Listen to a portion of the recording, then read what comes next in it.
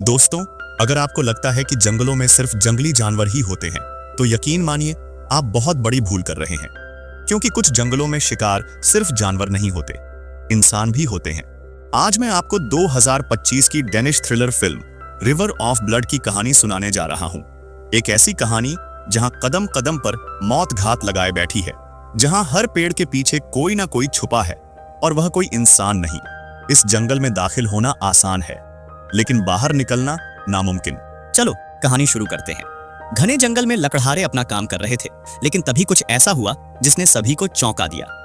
एक मजदूर अचानक किसी अनदेखी ताकत के वार से नीचे गिर पड़ा। उसके साथी का दिल घबराहट और जिज्ञासा से भर गया। वह जल्दी से अपनी कुल्हाड़ी उठाकर आगे बढ़ा। जैसे ही उसने नजदीक जाकर देखा, उसकी आंखें डर से फटी रह गई। उसके साथी का आधा शरीर बुरी तरह टुकड़ों में कट चुका था। यह देखकर वह तुरंत पीछे हटा और बिना समय गंवाए वहां से भागने लगा। उसे डर था कि कहीं उसका भी वही अंजाम ना हो जो उसके दोस्त का हुआ था, लेकिन शायद घबराहट में उसने सही रास्ते पर ध्यान नहीं दिया। अचानक वह एक गड्ढे में गिर गया। उसने तेजी से चट्टानों को पकड़ लिया, क्योंकि नीचे नुकीली लकड़ियों का ढेर था। उसने गहरी सांस ली और पूरी ताकत लगाकर किसी तरह उस खाई से बाहर निकला।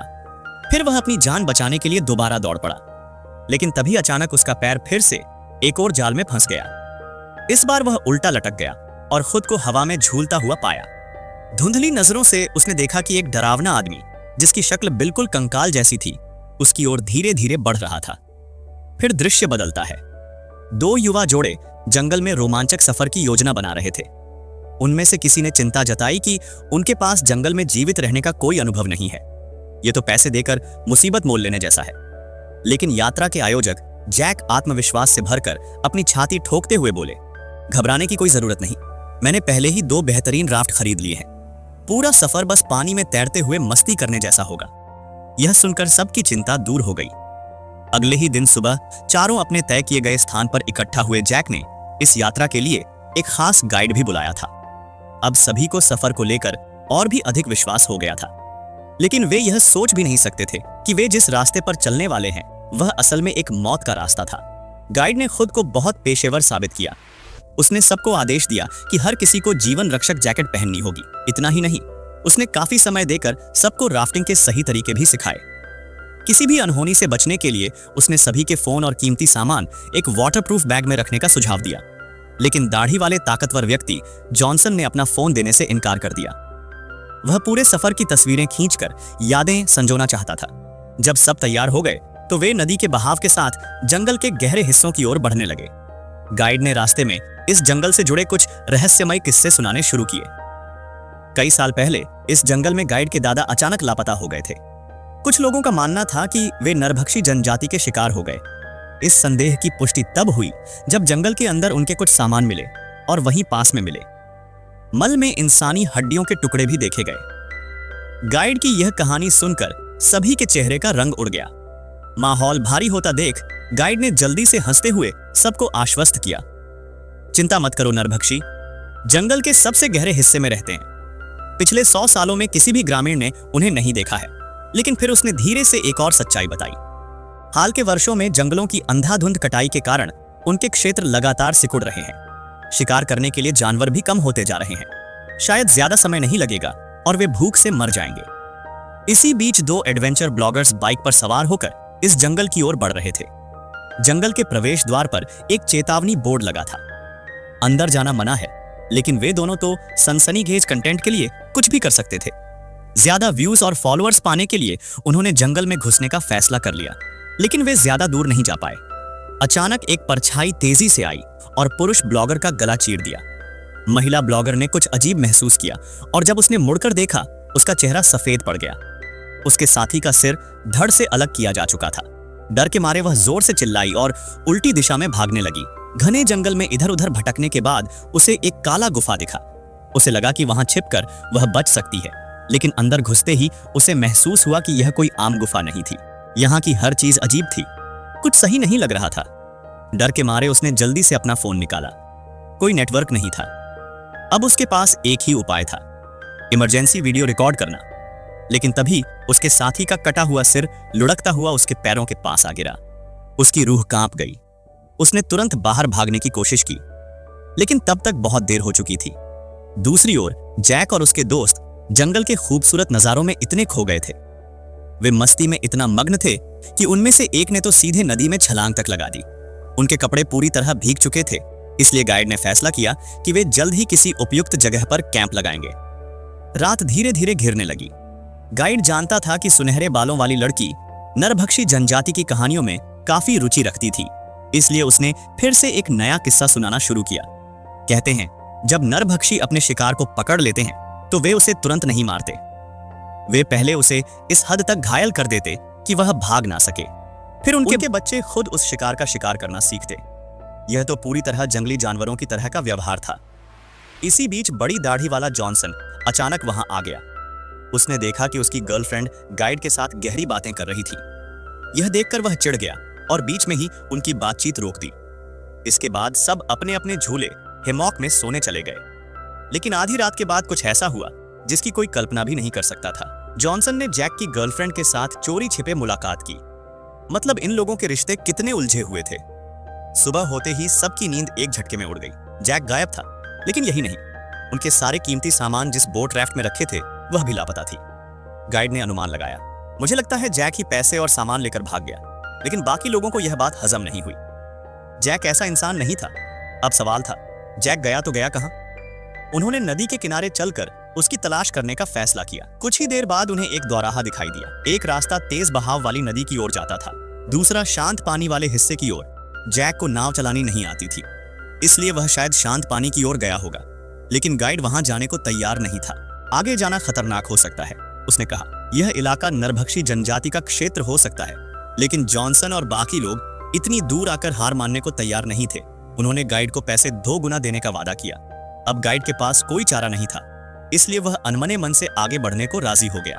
कुछ ही देर में वे गुम हुई नाव को ढूंढने में कामयाब हो गए, लेकिन जैक का कहीं कोई पता नहीं था। अब सभी के मन में डर समाने लगा।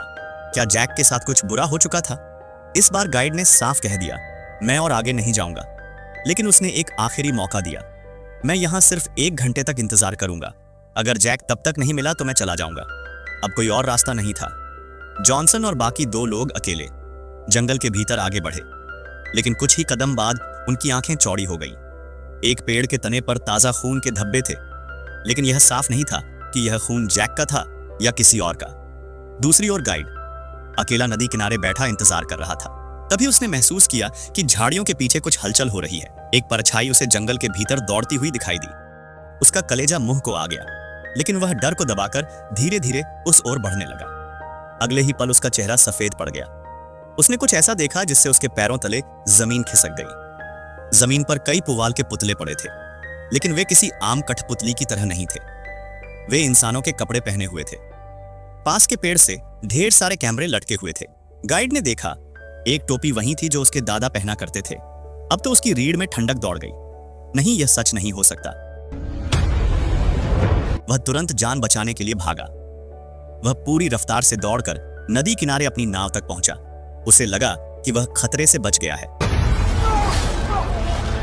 लेकिन तभी दूसरी ओर तीनों दोस्त बिल्कुल अनजान थे कि उनके गाइड के साथ क्या हुआ। वे जंगल के भीतर एक गुफा में पहुंचे। वहां उन्हें एक टूटा हुआ हेलमेट मिला। यह तो वही है जो उन यूट्यूब ब्लॉगर में से एक पहनता था। अचानक अंधेरे से एक इंसान बाहर कूदा। यह जैक था।